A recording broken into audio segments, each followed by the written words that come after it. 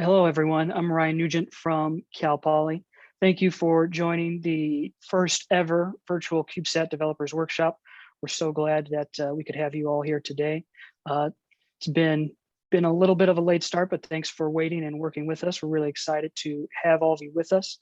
With being the virtual conference, first time ever, we have over 1,600 people registered as participants from almost 80 countries.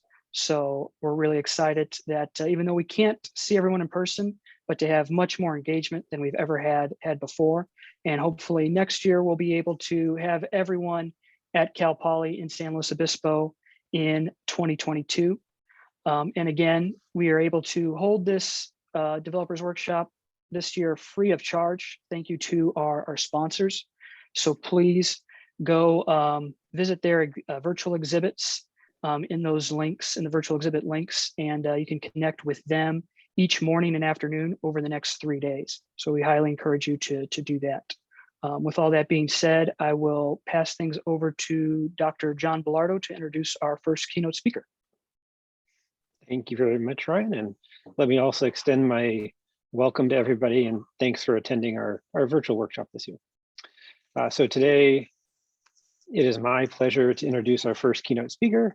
Mr. Bong Gumahad is currently the Director of the Command, Control, Communication, Computer Intelligence, Surveillance, and Reconnaissance, the C4ISR division in the Office of the Undersecretary of Defense for Acquisition and Sustainment, and Interim Director of the Microelectronics Cross-Functional Team. He is responsible for acquisition oversight of intelligence community major systems acquisitions and DoD strategy to minimize vulnerabilities within the department's microelectronic supply chain. His DoD portfolio includes major C4ISR communication systems, command and control for advanced weapons platforms, as well as related ground-based intelligence production, exploitation, and dissemination systems. With that, I will pass the floor over to Mr. Gumahad. Hey, John, thank you. And good morning, everybody. Glad to be able to join you this morning from the Pentagon. Truly a privilege to be part of the 2021 CubeSat Developer Workshop. As Ryan said, I would rather be there in person, but because of current restrictions, can't do that. But I'm equally happy to have joined you kind of here on the stage virtually.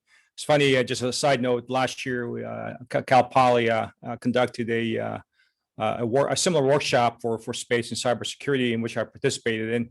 And at the time, we were looking forward to the next year, right? So that we can have an in-person get together. And here we are a year later, and we're still in the same boat. So again, to Ryan's point, hopefully next year, we'll be able to join you in person. Not lost on me here is a strong leadership role that Cal Poly has played and continues to play in this technology area. And the fact that Cal Poly pioneered CubeSat 20 years ago and set the standard for the use of these systems today. So when Cal Poly talks CubeSats, small sats, the world truly listens. I'm told that this is the 18th year of the workshop, and it's the largest conference dedicated to CubeSats and one of the 4 or 5 largest conferences dedicated to small sats in the entire world. So I look back and 18 years ago in 2003 and kind of what was happening then, and come to find out that in 2003 was the first digital camera with LED released by Kodak at the time. And another one here, I got to put my glasses on here, and the Concorde, kind of the supersonic airplane or airline, kind of flew the last flight back in 2003. And then lastly, Spaceship One, the first air-launched rocket-powered aircraft was actually launched. So a lot of things have happened since then, obviously. Although I think now when I look at kind of the landscape of where we are on things, maybe go ahead and skip to the first chart of the presentation, Ryan, if you could. Yeah, okay, that one there. So, I think we're at a seminal point now with small sats and CubeSats, especially with the renewed focus on space over really the last couple of years, right? All the press coverage of the reusable rocket boosters from SpaceX, spanning over the last couple of years. I actually attended a launch a couple of years ago where I actually saw the return of the booster, which was a pretty impressive sight. To all the press coverage around what's happening on the surface of Mars with Perseverance, certainly the extent by which commercial launches have become a reality.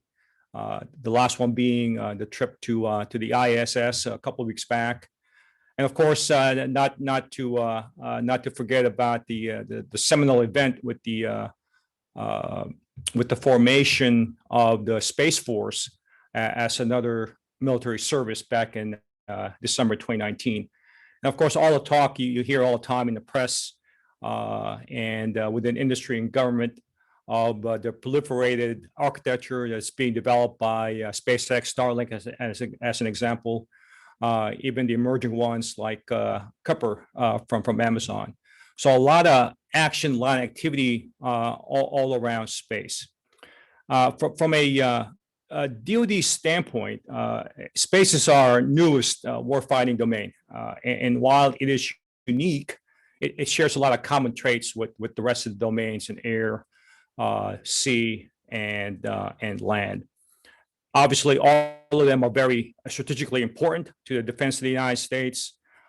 In conflict, you can assume, or you can almost assume that there will be attacks, so they all must be defended. Now, a single domain alone will not win future conflicts, and especially in a joint operation. We must succeed in defending all. Defending space is as critical as defending the other operational domains.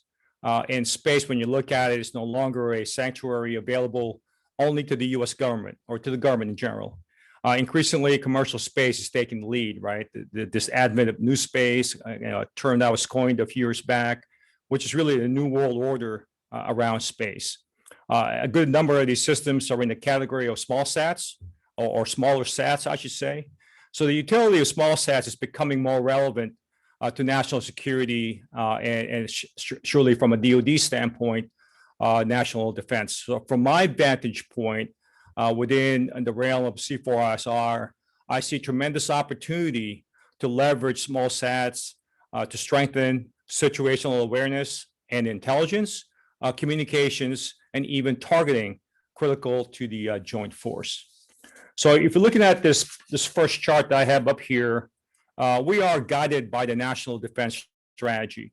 And the NDS is summarized in the chart you see here with the three lines of effort. Line of effort one is, creating a more lethal force for the DoD. Space is a warfighting domain, as mentioned there, like air, sea, and land. We consider the unfettered access to and freedom to operate in space vital to advancing the security, the economic prosperity, as well as scientific knowledge of the United States. So we stood up the U.S. Space Force, like I mentioned, back in 2019. It's the newest military service. Its mission, obviously, is to organize, train, and equip space forces in order to protect U.S. and allied interests in space and to provide space capabilities to the joint force. Part of its responsibility includes developing the military space professionals that we have today, acquiring military space systems, maturing the military doctrine for space power, and organizing space forces to present to our combatant commands. Next is the use of resilient C4ISR. One definition of it is being able to bounce back, if you will. And this is where I see the utility, I think, of small satellites or CubeSats for that matter, in supporting resiliency from a C4ISR standpoint. And that, I think, an inherent characteristics of a lot of these systems are that they are cheaper, faster to build, you can proliferate them, and therefore allows you for that inherent resiliency characteristic that we need in the future. Joint lethality is another one of the elements within LOE number one. In a contested environment, obviously, we're going to fight against near peer or peer level competitors.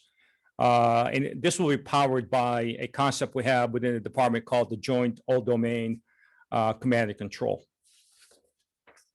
Advanced autonomous systems is kind of another topic under LOE 1 there, whereby we want to take advantage of artificial intelligence, machine language or machine learning, as well as super advanced communications like 5G with speed and low latency to support a lot of our tactical activities. The connective tissue, I believe, is space. Space plays a very important role in delivering lethality to the joint force. All classes of space systems to boot, from national systems to tactically agile, smaller systems, as well as commercial systems providing communications, command and control C2, and ISR. Yes, the total landscape of C4ISR. LOE number 2, which is strengthening alliances, is also an important element of the national defense strategy. In that, in future conflicts, we will be doing it not as a lone entity, but in concert with our partners and allies. And then LOE number 3 is performing for greater performance and affordability within the department. All of these elements, I think, truly foot stomp the value that small sats or CubeSats bring to the joint fight. If I can have the next chart, Ryan. A little bit of an eye strain here chart, but this depicts the department's objective environment. It really depicts the enabling capabilities that we need to have to maximize an overmatched condition with our near-peer adversaries. So going from clockwise from the upper left there, we start with resilient tactical data links to include the ever-ready, always available Link 16 connecting command control to fires and low observable waveforms, ensuring interoperability between our 4th and 5th generation platforms, including the ones used by our partners and allies. Very important that they remain resilient in the face of incredible denial efforts by the adversaries. Next one is survivable command and control, survivable C2. Goes without saying, this is the brains of the operation, taking a diverse set of data sources from intelligence to weather, operational readiness and threat analysis to include cyber, and being able to provide accurate, timely, and reliable targeting information to our weapon systems. Critical element to have in this environment. Maximizing integration includes sensor to shooter techniques, incorporating and integrating data from our national assets to inform tactical operations at the edge in a really austere environment where connectivity might be a challenge, where the forces are disconnected with little or zero comms. Data exploitation must be timely and accurate. In some cases, relevant data may be measured in mere seconds. So it's important that the entire TC-PED architecture, the tasking, collection, processing, exploitation, and dissemination architecture that we have is structured to provide this incredibly quick turn from raw data to finished and actionable information. So what's all of these got to do with space, or for that matter, small sats? Well, for one thing, I think there's a tremendous opportunity to exploit the unique aspects of space systems to support all of the elements in this objective environment. With new space, the space frontier is being well served by commercial investments in space technology. And I think the DoD should leverage all of the R&D and the non-recurring cost used by a lot of these R&D efforts to field systems faster or to use commercial services directly to support DoD. And when we talk about small sats, CubeSats, for that matter, we're not talking only about the spacecraft bus, right? So really the total ecosystem that allows small satellites to operate in an environment. So not just the bus, but the rest of what makes it happen. Within DoD, within the Office of the Secretary of Defense, we have been embarked on for the past 3 years now. We call it the Small Satellite Coordinating Activity, an effort to organize the department's efforts around 8 functional common areas that are common to a lot of these systems. They include things like communications, sensor technology, satellite bus technology, the ground infrastructure to allow for command controlling, as well as the data processing that is required. In addition to some of the regulatory stuff that we have to do to allow this thing to happen. We want to take a look at all of these in an integrated fashion to really maximize and optimize the way we use small satellite systems. And we've gathered a really group of high energy folks from across the department. So Space Force is represented through the Space and Missile Center in Los Angeles. We have AFRL from Dayton, certainly people in OSD, as well as the Naval Research Lab. We conducted our first industry day with that group a month ago. Our plan is to expand that or extend that reach to be able to communicate with the rest of industry the demand signal for the DoD small satellite requirements in the future. So there's an opportunity there to learn more about what we're doing within DoD. Next chart, please. Of course, the key to this is our ability to take advantage of the speed by which the commercial folks are fielding small satellite capability. So within the department, we have streamlined our acquisition process, and the old framework, for those of you who know, with the DoD 5000, it's been replaced by an adaptive acquisition framework featuring 6 pathways that we have. This truly empowers each program and the program manager to tailor their acquisition process to the needs of the user and the type of systems being acquired. We have what we call a middle tier acquisition process, MTA, which allows us to do rapid fielding and deployment. There's a pathway for urgent capability, where a high priority requirement is being addressed in support of a combatant command, as an example. There's also an acquisition pathway for software intensive programs to allow us to be more flexible, nimble in how we handle agile development within the department. And there's also a pathway for acquiring pure services from the commercial sector. So we're really making a lot of progress towards a better way of integrating commercial products, including space capabilities and space services within the structure. So I'll skip the next chart, Ryan. It just talks to kind of the scope of the C4ISR, and I'll go to this chart here. And the bottom line truly is kind of shown here in this chart. In integrating space with air, sea, and land capabilities to manage the service managed by the service components and combatant commands and the national intelligence community.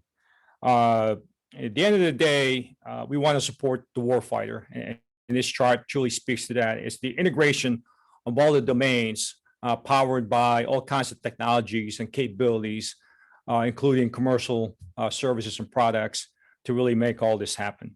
So the work you've been doing and you continue to do in this workshop is important in delivering this overmatch I talk about, advantage for the United States and our allies against our adversaries. Small sats, CubeSats provide an enabling function for DoD. A lot of work is being done, and we certainly want to take advantage of that.